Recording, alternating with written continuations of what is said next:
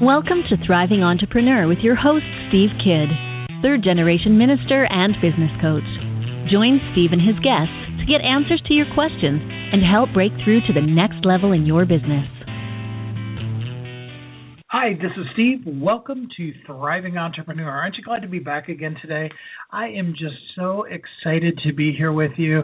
I was just telling our guest that this is kind of my guilty pleasure, getting to be on the air with you guys, talking to you, thriving myself, and helping you find a way to thrive in your life and business. So thank you so much for all of you that are listening today. I really appreciate it. The question I have for you today is, what is the thought that goes through our mind when we begin to start thinking about our potential clients? I've found that often we actually start out wrong. There's an old saying that what starts out right ends up right, and what starts out wrong may never get right. The thing that we need to understand with our potential clients is they and us are part of what is called a tribe. A tribe is very simply the people that are just like you, that they may be your potential clients, they may be your peers that you work with. The tribe is all made up of those people that are just like you. You know, birds of a feather flock together. And what we find in a tribe is people like to work with people that they like, admire, and trust. And that like, admire, and trust comes from the fact that you actually contribute to the group. You're not just the kind of person who comes in and immediately starts pitching someone. All of us know what that's like, both in person and on the internet.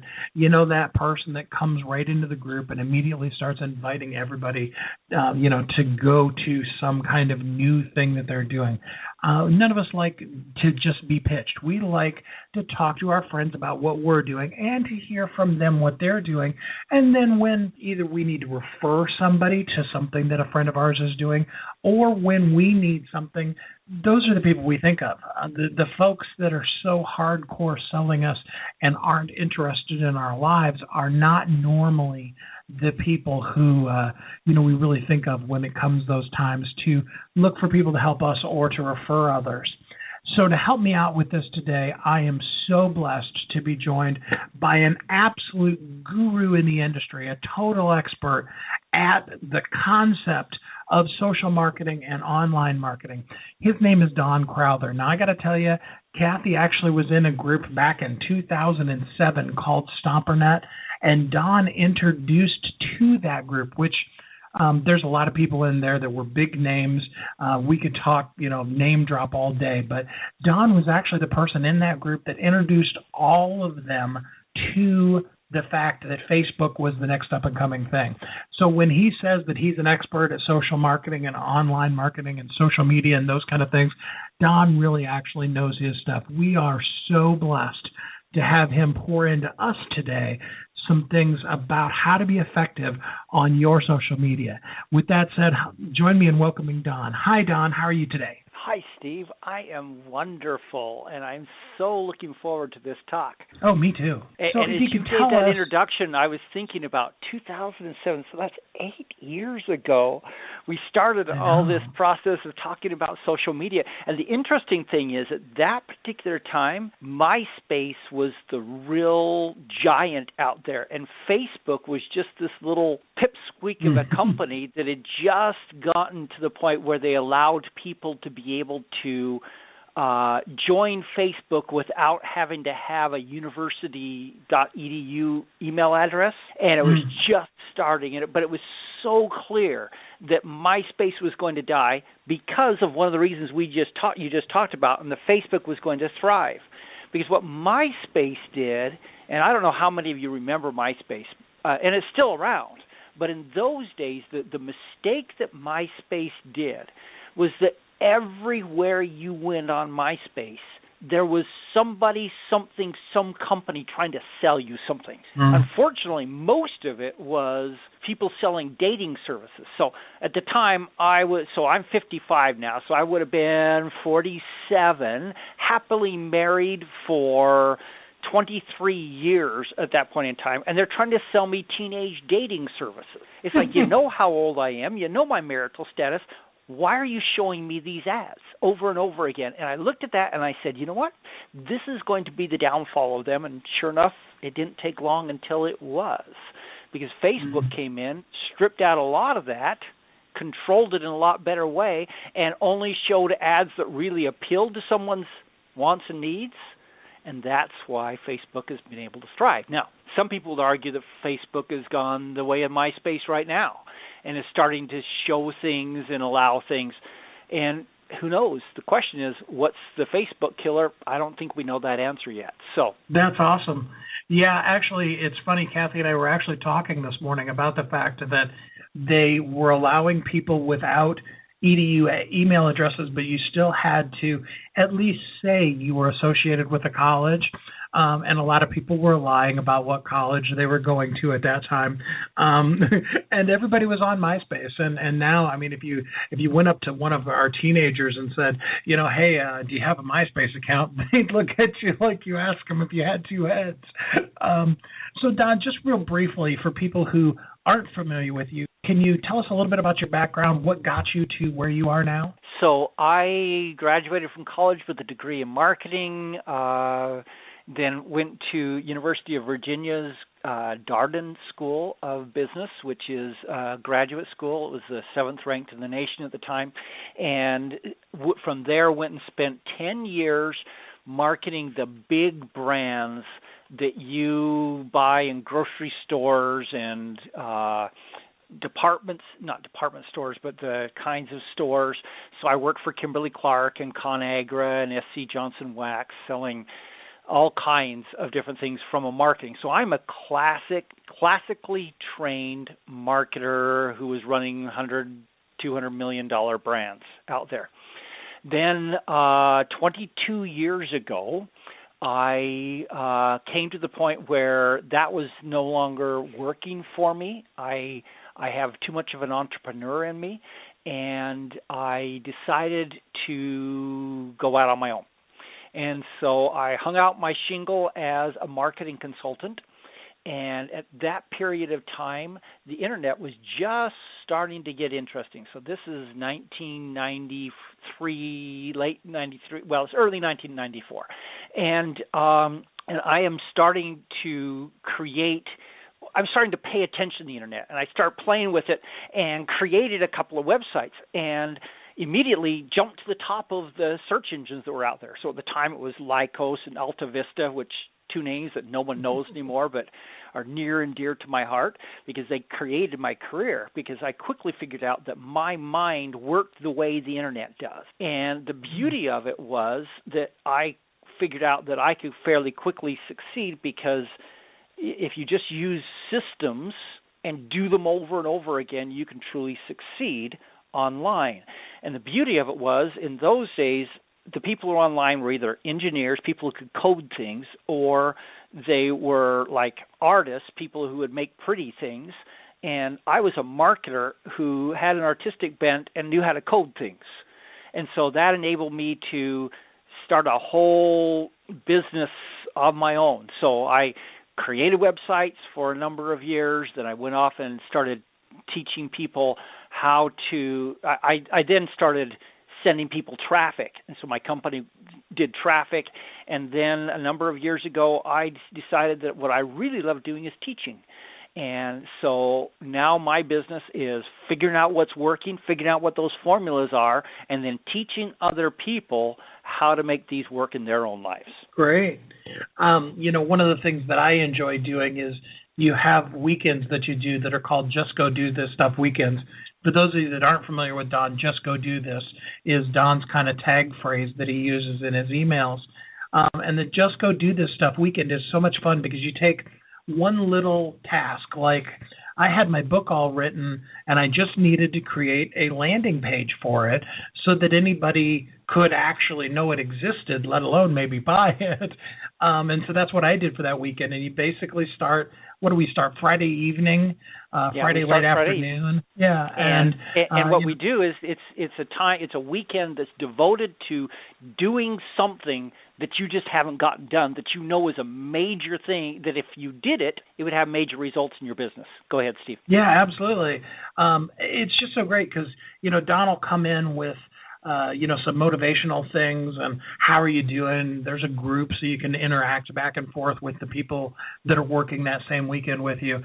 And I was really excited. Plus, I got some good feedback. The first cover that I put out, picture of the cover on the site that I put out, didn't look that great, and some people called me on it. They said, honestly, I wouldn't buy this because it looks kind of gross. And so, and that helped. And so what I actually did was I talked to my graphic artist wife and said, honey, really, actually, I should have you make the cover instead of hacking it Always myself. A good idea. So it's those kind of things. Don, one of the things that I respect the most about you is the fact that probably 80% of the emails I get from you on your mailing list, they're promoting other people. I mean, you have really bought into the concept that there's enough of the world to share with everybody else. Can you say a little bit about that to us? I believe strongly that there is no such thing as a competitor. There's only a partner who has not figured it out yet. And there are ways that you can work together to make money together. And the interesting thing is there are things that you're really good at, that you ought to be selling what it is that you're really good at, whether it's a product or a service or information or whatever, to other people. But there's all kinds of places where you're not an expert in that, or your product won't fill those needs. Yet you've got an audience who wants to have those needs resolved for them. And so why not expose those products, services, information, whatever it is that other people have that fill needs that you don't, to your audience who doesn't come to you because they want to buy your product. They come to you because they want their problem solved. Absolutely. I love that. We were talking a couple of weeks ago about procrastination. And one of the things that we identified with Trudy was the fact that one of the things is overwhelm. People get overwhelmed. And what a lot of the overwhelm comes from is because we are identifying ourselves as the source, as responsible for every single solitary thing that needs to get done, rather than realizing that sometimes the best thing you can do is to let somebody else shine their brilliance in your company, rather than hacking your way through it yourself just because you're supposed to do it. I think that's really important for us to remember. In fact, it's so important that I'm going to encourage all of you to take this commercial break to think about what are the things that I keep doing myself that, as Jessica Butts would say, you suck at. And maybe I should let those go. So think about that a little bit, and we will be right back. I'm looking for a certain kind of woman, and I think you know her. She's an entrepreneur that is highly connected, successful, significant in her own industry, and considered the go-to woman in her community. She's received so much from so many women in business, she's ready to give back to others on their journey, lifting as she climbs. Hi, this is Sandra Yancey, and I'm the founder and CEO of eWomen Network. I'm looking to connect with the woman I've just described who lives in your community so that we might have a conversation about how eWomen Network's proven success system can provide her a platform to elevate her success and ability to support women in business. Our international community of managing directors are influencing the speed of success for women in business around the world. If that sounds like something that you want to be part of or know someone we should talk with, send an email to managingdirector@ewomennetwork.com. That's managingdirector@ewomennetwork.com, and let's start the conversation. Hi, this is Steve Kidd, the host of Thriving Entrepreneur. I want you to know you are uniquely brilliant. You were created for a purpose. The world needs you. As some of you know, I'm blessed to work with my amazing wife, Kathy, and together we want to help you thrive. Our website is wehelpyouthrive.com. That's what we're passionate about. That is what we do. We help you thrive in both your life and your business. We are so excited to be bringing to you Thriving Entrepreneur every week, and we want to help you thrive in every aspect of your life and business. To show you how grateful we are for you listening to our show, and more importantly, to help you on your road as a thriving entrepreneur, I have recorded chapter 1 of my book, 10 Things You Must Have to Thrive in Life and Business. This chapter is about finding and following your passion. I wrote it with the intent of helping you find and develop your passion so that you will share your unique brilliance with the world.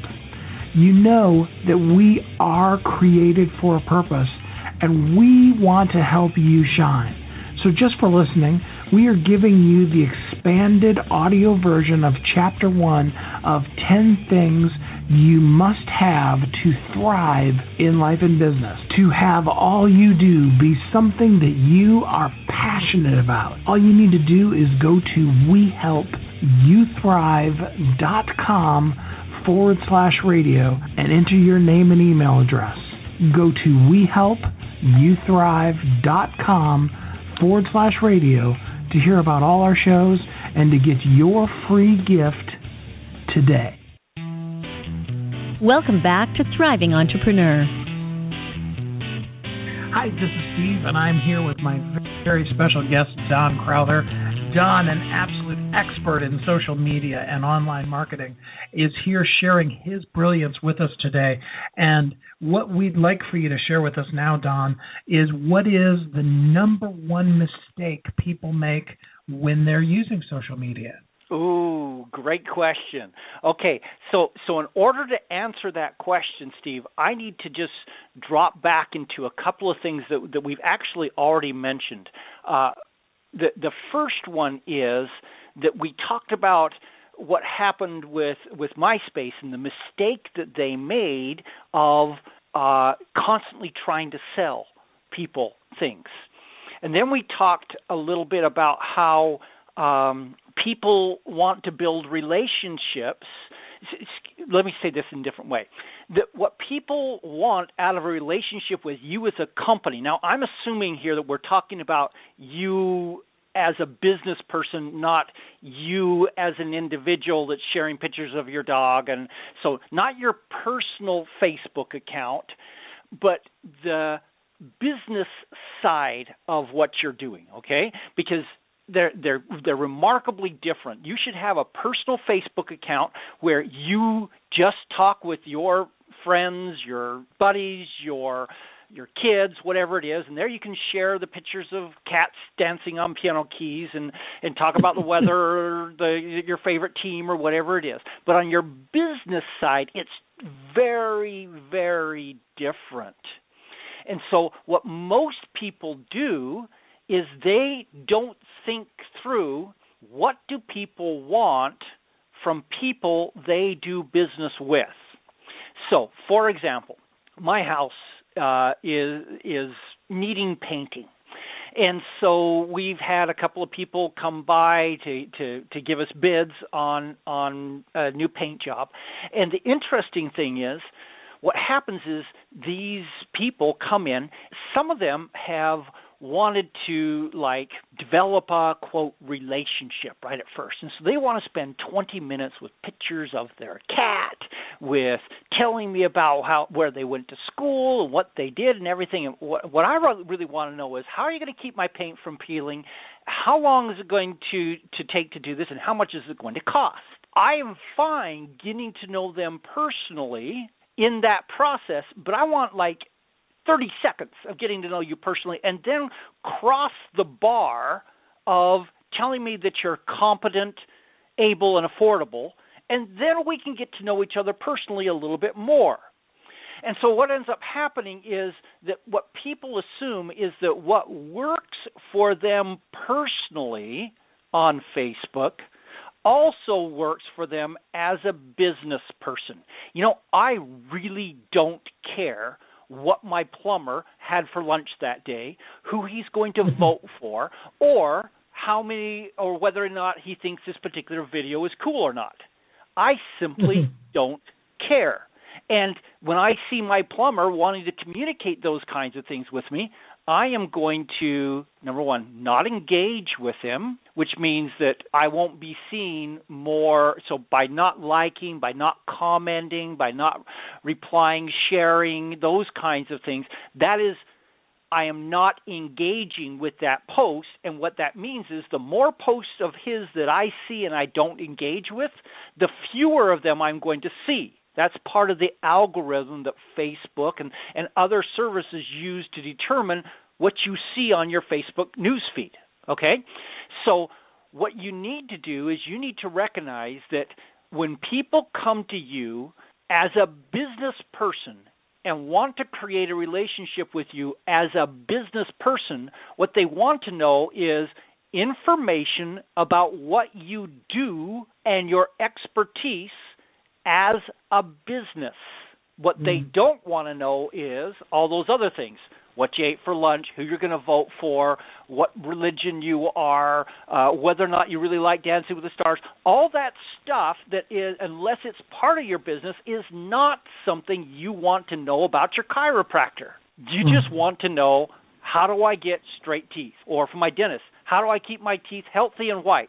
From my plumber, how do I keep my plumbing from clogging? And, all those kinds of things are the information that people are looking to you as a business person to learn.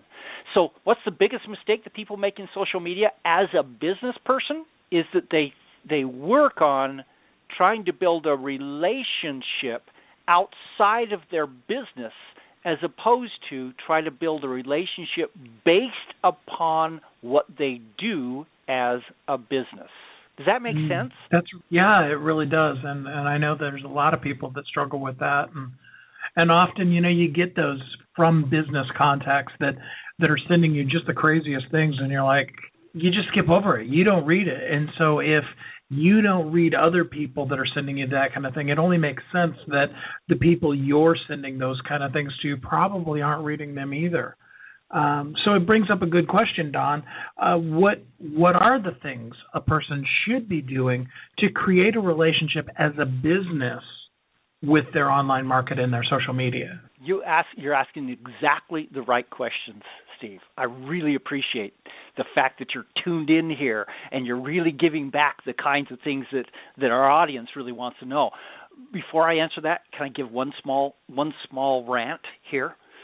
Yeah, I can't absolutely. tell you how many times in the last couple of weeks I have seen posts that say, you know what, your posting about your favorite presidential candidate is not going to change my mind.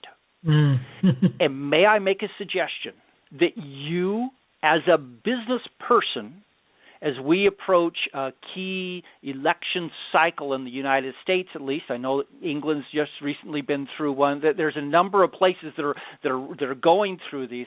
Your business social media channels are not the place to try to convert people to your political candidates, your religion, your lifestyle, whatever it is. It's not going to do that, and all it will do is make people mad and cause them to leave you. Now, the people who agree with you, that's fine, but is it worth it to be able to spout off about whatever your favorite candidate is and lose half of your audience or 3/4 of your audience? I'd suggest it's not. So just keep that in mind when you start seeing this pick up as, at least in the U.S., the election cycle continues and becomes much more intense. So back to your question, Steve. What do we put up to build that relationship? So here's the thing that I do. This comes from my training, all those years of school and 10 years of running 100 million plus brands. What I've learned is that the core of any successful marketing venture, which your business communicating online and social media is a marketing venture, is to identify what your potential customer wants and needs. And that's what you talk about. So I like to start with the customer. I sit down and I say, okay, I run a company that helps people learn how to build their business online. And so I sit down on a regular basis about once every 3 months. I take out a blank page in a notebook, and I start writing down what are all the things that my potential customer wants and needs in the area of building their business online. And I make a long list, and it might be 10 pages in my Moleskine of all the things that I can see that they need. Then I simply go through and prioritize them, and those are the posts that I am going to be putting up on my social media, that I'm going to be putting up on my blog, that I'm going to be creating YouTube videos about, that I'm going to be sharing things on Instagram about, that I'm going to, and I could go on and on. That is the list. And by the way, from that list are the products that I then eventually create and sell to that marketplace. So everything's based upon what my customer and potential customer really wants and needs. So let's just imagine that you could wipe the slate clean, and you can, by the way. You can start today with your business social media and wipe the slate clean and do it in a different way than you ever have done before. So what you could do, like tonight, is you could go and write a blog post that answers a key question that your audience has about what it is that you offer, the product, service, information, whatever that is in your particular marketplace, and write a blog post that either gives them a tip, answers a question, or helps them to achieve a goal they've got in that area. Then take that blog post that to your social media. What you've just done there is you have done a couple of things. First thing is, everyone who's following you for the right reason, because they want to know more about what it is that you sell, your expertise, your company's focus, is now happier because they got more interest in that. Everybody who could care less about that is now repulsed by you and begins to leave, which is exactly what you want. Because remember, we talked about Facebook only shows posts to people who engage with you. And if they're not engaging with you, you want them out of there so that Facebook says, hey, this person has a remarkable engagement rate. And so then it starts showing your post to more people. So you want to repulse the people who are not potential customers from you, which is exactly another reason why you absolutely should avoid anything that is not based around your core business on your social media. So if you're talking about the Packers and someone's a Cowboys fan, you could get people to follow you because you're a Packers fan. Well, they may not be in the market at all to buy what you sell. And so therefore, you don't want them following you. You only want people who are interested in what you have to sell. Now, Don, does that engagement, does that only affect your Facebook page, or is that also for a personal profile? So remember, your personal profile is where you never want your business clients to be friends with you on your business profile. On your personal profile. That's where you have your close friends, the people you were roommates with in college, your family, those kinds of things. And there you can be as free to discuss whatever you want because it's behind a friendship firewall where only your friends are seeing that. But for your business, now, this raises a key question I think we should address after this next break, which is, but Don, isn't it good to have a personality reflected in your business world? And I think that's a really good thing we should talk about, but it'll take enough time that I think we should talk about it after this next break. Sounds good. So let's take a break, and when we come back, we will talk to you about how to have a personality and still be a business. We'll be right back. This is the EWN Radio Network. Hi, I'm Sandra Yancey, founder and CEO of eWomen Network. One of my mottos for business owners is, you can't do it alone. Whether you're in the startup stage of your business or you're scaling, you can't grow without relationships to provide support, wisdom, and new customers. eWomen Network is your home to connect with other women entrepreneurs who have been where you are or are experiencing the same challenges. We have chapters across the U.S. and Canada that have monthly events featuring our trademarked process called accelerated networking to ensure you get the context, resources, and leads you need to grow your business. And once you become a member, you get many benefits, including 2 one-on-one coaching sessions, unlimited access to our membership database, your own personal profile page, and discounts on products and services with our business partners such as UPS and American Express Open. Join the eWomen Network community and let us help you live your dream.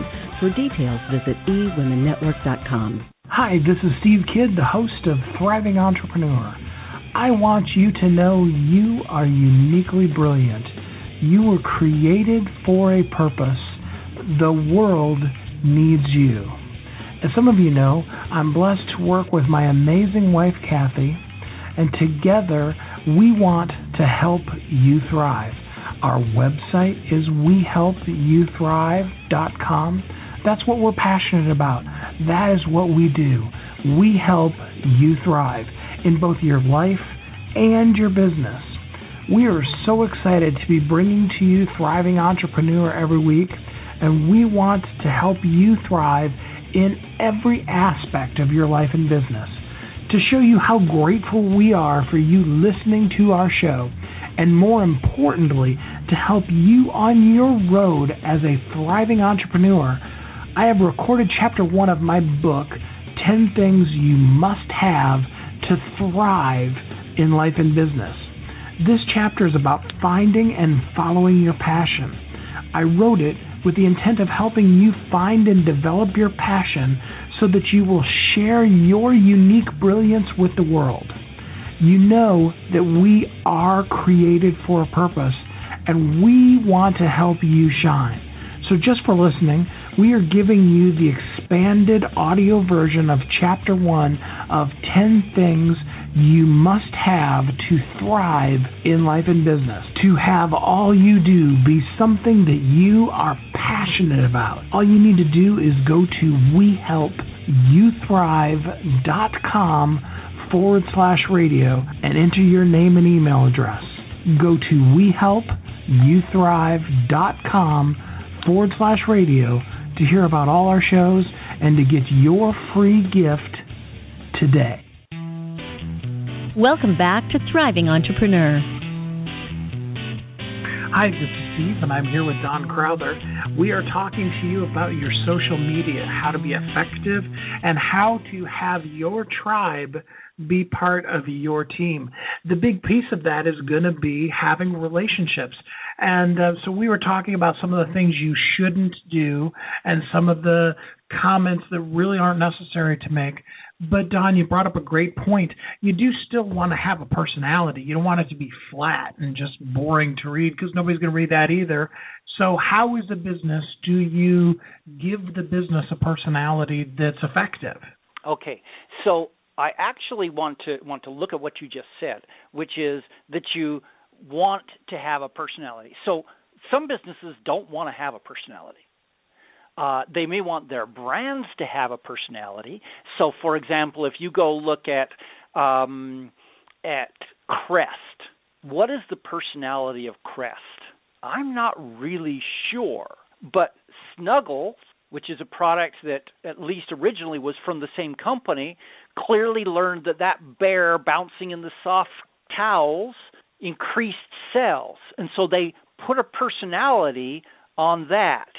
Now, Pampers, again, same company, Procter & Gamble, Pampers uses baby. Pampers have a personality? No, but their cute babies do. And so recognize that your auto dealerships, so most auto dealerships don't try to have a personality.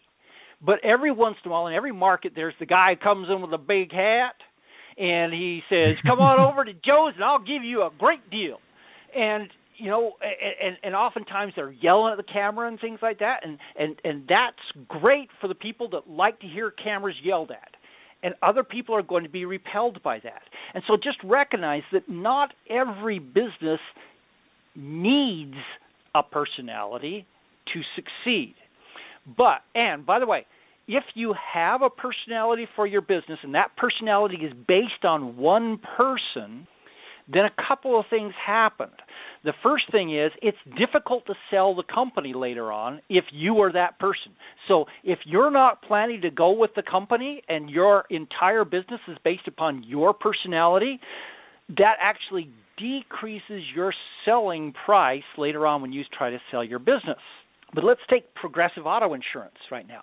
So we've got Flo, the woman character Flo on the Progressive ads, the Name Your Price tool, and all those things. So they've done a lot of things with Flo, and Flo is probably my guess is she's probably made somewhere in the tens of millions of dollars, if not $100 million or more, from her residuals, the payments you receive as a star. Every time that ad shows, she gets a small amount of money. And so Flo does it well. She's not part of the company, but they could sell Progressive to another company, and Flo could go with them with that. But someday Flo's going to die. That's one reason why Mr. Clean has always been a cartoon character, because Mr. Clean will never age and die. And so just start thinking about that. It's part of the branding and positioning that we do of, do you want to do that? And then if you do want to do that, do you want your brand, your personality for your company to be your personality or a company personality or a spokesperson personality? And that spokesperson can even be a created spokes thing, like the Geico Gecko. Okay, so I really haven't looked at Geico's social media, but my guess is the Gecko posts from time to time. And so that's one where they've chosen a spokespersonality and had that one give the personality to the brand. Okay, so let's step back for a minute and say, let's just assume for a minute that you make the decision that is a fairly easy decision to make, which is my company's just starting. I'm going to put my personality into this brand, and I'll worry about selling it later on. Right now, I need to pay the bills. And so I'm going to go ahead and put my personality into this brand. Okay, so now what you need to look at is, number one, what parts of your personality are consistent with how you want your company to be positioned. So I'm going to suggest to you that cat videos are rarely part of the positioning that you want to have as a company. Now, it could be that if your company sells cat things, then maybe it is. But in most cases, just simply communicating whatever's currently hot in the general marketplace is not going to do that. And you may also find that you have certain elements of your personality that you don't want to tie into your business.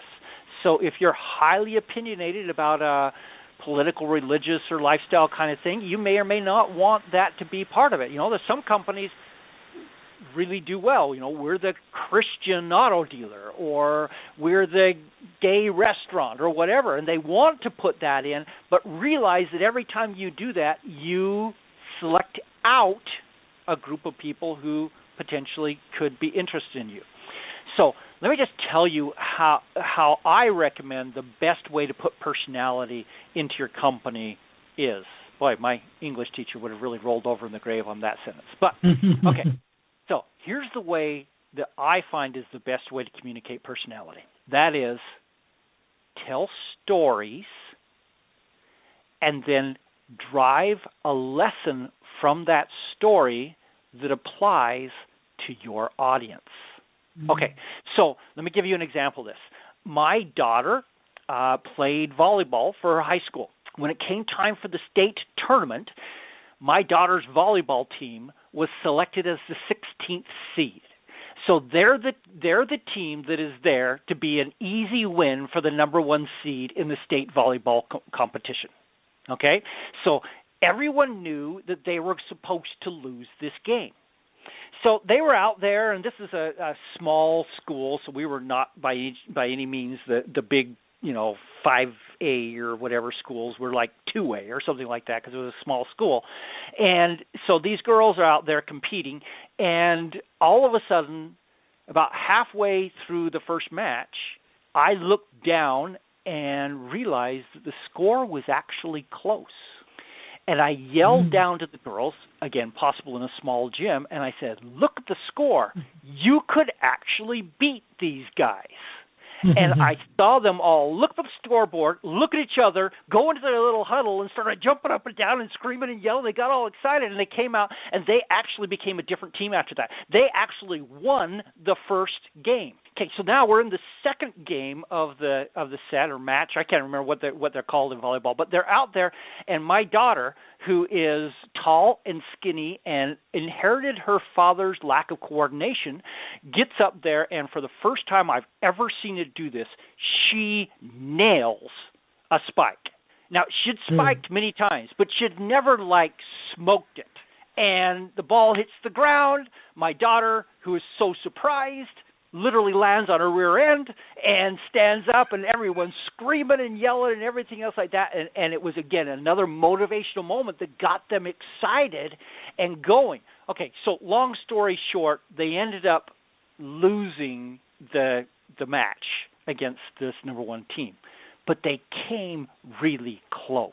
And it made all the difference in the world for these girls of, hey, we almost beat the number one seed in the state. Now, why do I tell that story? We're talking about social media. Well, what I did was I wrote up that story as a blog post, and then at the end of it I said, so what's the lesson we can learn from this? And then I drew a lesson from that about never underestimating your capabilities and how you can beat the big guys if you do it right. Those kinds of things, okay? So what I've just done to you here is that I've given you a story that probably emotionally attached to you a little bit. You probably could see yourself in that position somehow. So I told a story that created emotion, that showed that I have a daughter, that showed that I love my daughter, that showed that it gave several elements of my personality and revealed them. And then in the end, I twisted the story around to a meaning that actually gives business knowledge, and in my case, gives the kinds of information that my audience wants, and so they get something valuable out of it besides hearing a good story. To me, that's one of the very best ways to do this personality piece. You can then talk about your grandkids. You can even talk about your cat. As long as each time you talk about one of those things, in the end you draw a conclusion that results in your audience getting more of what they want as opposed to more of what you just want to tell them. That's absolutely. I love symptom that really works, a system that really works. Oh, yeah, I really love that. It's effective, it's personal, but it needs to relate to something. It needs to be more than just, aren't cats funny when they fall off of things? Okay, yes. What is that? How does that help me get my roof repaired? Exactly. So yeah, absolutely.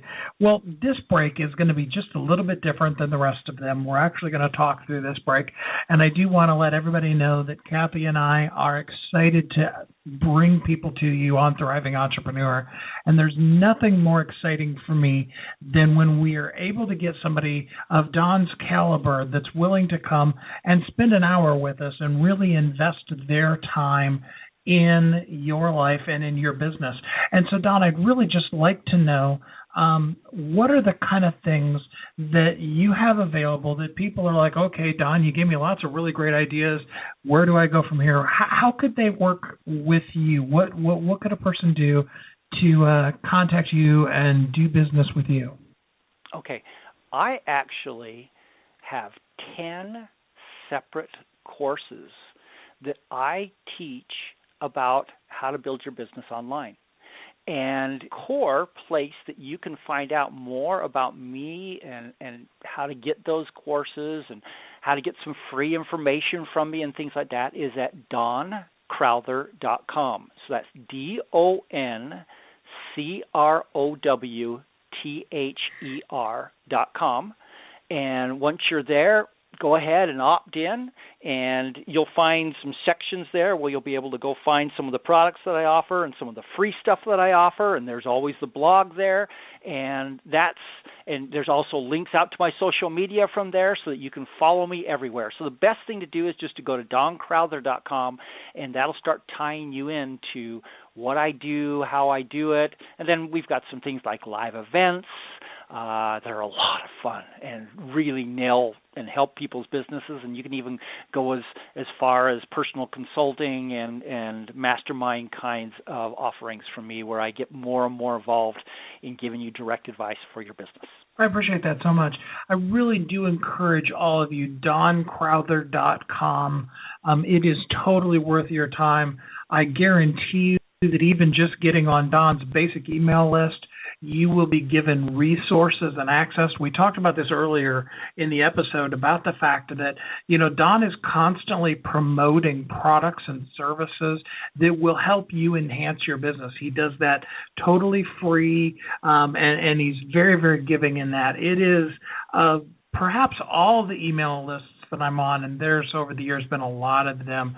It's probably the one I look forward to the most, because very, very rarely do I get an email from Don that I just don't look at. There are some emails you get from people that are like, yeah, I should check that out later, and let's be honest, we never get back to it. But I would say I probably have about an 85-ish% open rate on emails that Don sends to me.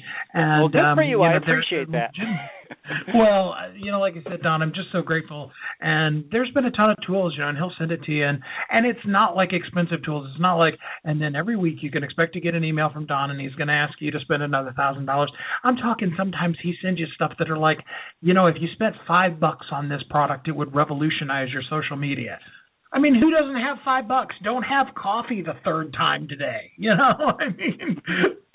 So I encourage you again. That's DonCrowther.com. It is worth your time. Definitely check it out. And let me just make a point here. I don't try to sell you in every single email. There's a lot of other good information that comes too. But I try to share when I find a resource that my audience really could use.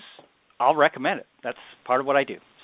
Yeah, absolutely. Totally worth it to be on Don's newsletter. Any advice you can get. I always tell people, surround yourself with people that are smarter than you, because it'll make you look brilliant. And so if any of you have ever gotten anything good out of anything we've done here on Thriving Entrepreneur, Don is one of those people that I have pouring into me through his email and stuff like that helps me look like I'm smarter than I probably am. So thank you, Don. I appreciate that. You're welcome. Apparently I'm doing my job. I'm making you look smarter than you are. Okay, well, good. I appreciate that. So we've got a few minutes here still that we want to pour into people. I have two questions that basically have to do with what can people do immediately. And my first question is, what is one thing a person can identify in their social media that's the reason why it's not working? Do you have an answer for that?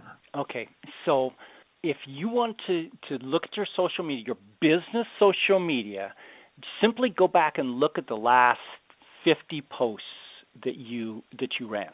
Number one, if there are more than 2 or 3 posts in that try to sell something, too many sales messages. Number 2, if there are more than 2 or 3 posts in there that are not based upon what it is that you sell, product, service, information, whatever that is, then you're posting too many. Simply clean up your act in the future. Don't post as many, and you will significantly increase your followers who are following you for the right reason. Remember, as I said, you want to polarize your audience.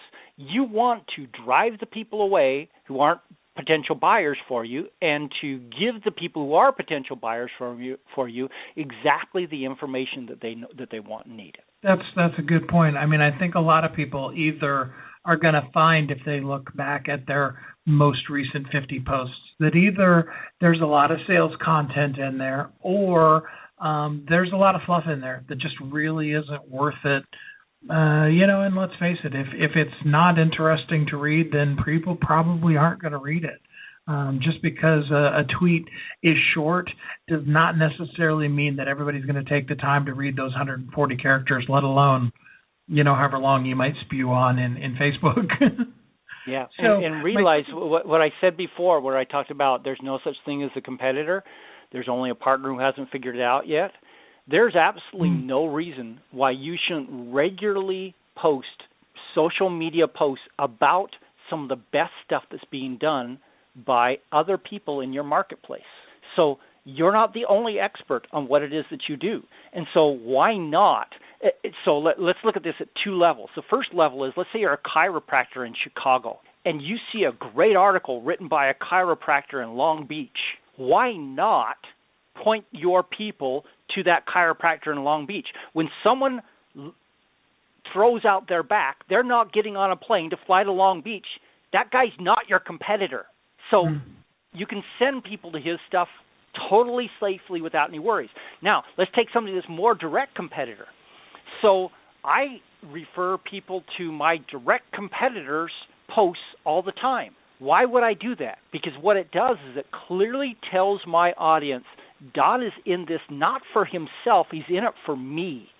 Don is sharing with me the very best stuff out there. And I believe that has given me trust. I have a number of people who say, you know what, when someone comes out with a big product, I go see if you have an affiliate link first before I buy it from someone else, because you've developed my trust, because you've shown me so many things over the years that help me to build my business regardless of who it comes from. And I think that trust factor is so important. I remember I said at the beginning of the episode, and it is very true, we buy from people that we like, admire, and trust.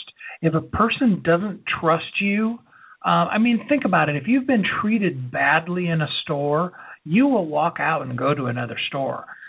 So why would a person who is online that can click the back button and go to 10 other results on that one page of a Google search continue going on with you if you haven't built that trust factor with them? So it's really important that you let people trust you. I appreciate that, Don. I appreciate how giving and sharing you are. My other question for you was, what is the number one thing? If a person has listened to this whole hour and they really want to make a big impact with their business social media, what's the number one thing a person should do immediately to really start being effective in social media? Let me give you just one piece of background, and that is your blog is the core of your social media. And so you should recognize that your blog not only is part of your social media, it's your core of your social media. All your other social media should be pointing people into your blog. That's part of the purpose of those other social media things, is to become a referral source for your blog posts. So the number one thing that I would do is that I would go to my very highest traffic blog posts from the past, and do this for every blog post you do in the future, and create what we call a meme image for it. So a meme image. Now, you see these all the time. It's a picture with some words on it.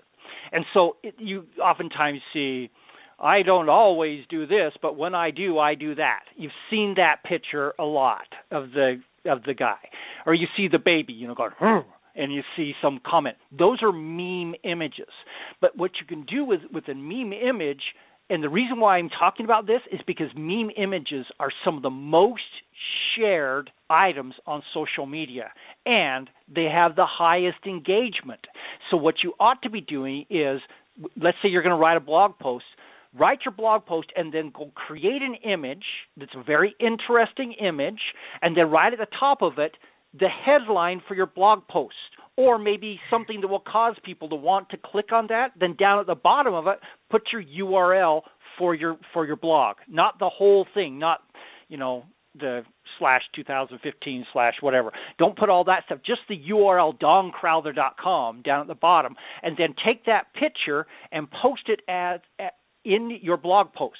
In fact, what I actually recommend is you do 2 meme images per blog post. So one post that has the headline, an image, and your URL down at the bottom, and then a separate one where you take something profound or something interesting you said in that blog post and just turn that one sentence into a meme post also, where you take that one sentence and put it on top of a picture and then put your URL down at the bottom. Put both of those into your blog posts. What you will see is an almost instantaneous increase in the amount of social sharing and traffic that you get to that particular blog post.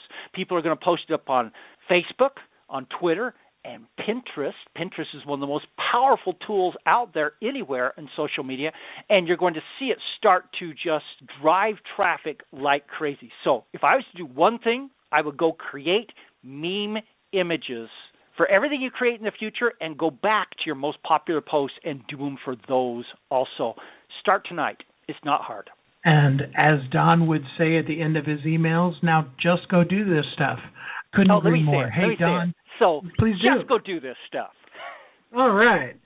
Don, so thanks so much for spending your time today and really pouring into us. We really, really appreciate having you on the show today. Well, thank you very much. I appreciated being here. And I hope everybody got some good thoughts coming out of this and are going to go make a difference in their own business. Absolutely. Remember, folks, you are uniquely brilliant. You were created for a purpose. The world needs you. We're here to help you anytime you need. Next week, we're going to be talking to you about your marketing and about being real in your marketing. So it's going to tag right on top of what Don was teaching us this week, and it'll be available for you next week. In the meantime, go out and live as a thriving entrepreneur. Have a great week. Thanks for listening to Thriving Entrepreneur today. If you want to get your question answered, send an email to questions@wehelpyouthrive.com. We look forward to you joining us again next time.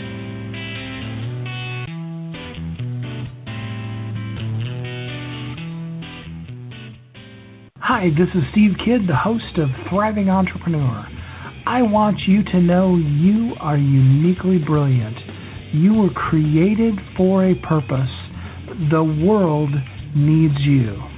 As some of you know, I'm blessed to work with my amazing wife, Kathy, and together we want to help you thrive.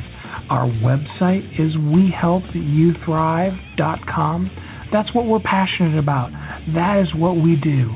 We help you thrive in both your life and your business. We are so excited to be bringing to you Thriving Entrepreneur every week, and we want to help you thrive in every aspect of your life and business. To show you how grateful we are for you listening to our show, and more importantly, to help you on your road as a thriving entrepreneur, I have recorded Chapter 1 of my book, 10 Things You Must Have to Thrive in Life and Business. This chapter is about finding and following your passion. I wrote it with the intent of helping you find and develop your passion so that you will share your unique brilliance with the world. You know that we are created for a purpose, and we want to help you shine. So just for listening, we are giving you the expanded audio version of Chapter 1 of 10 Things You Must Have to Thrive in Life and Business. To have all you do be something that you are passionate about. All you need to do is go to wehelpyouthrive.com/radio and enter your name and email address. Go to wehelpyouthrive.com/radio to hear about all our shows and to get your free gift today.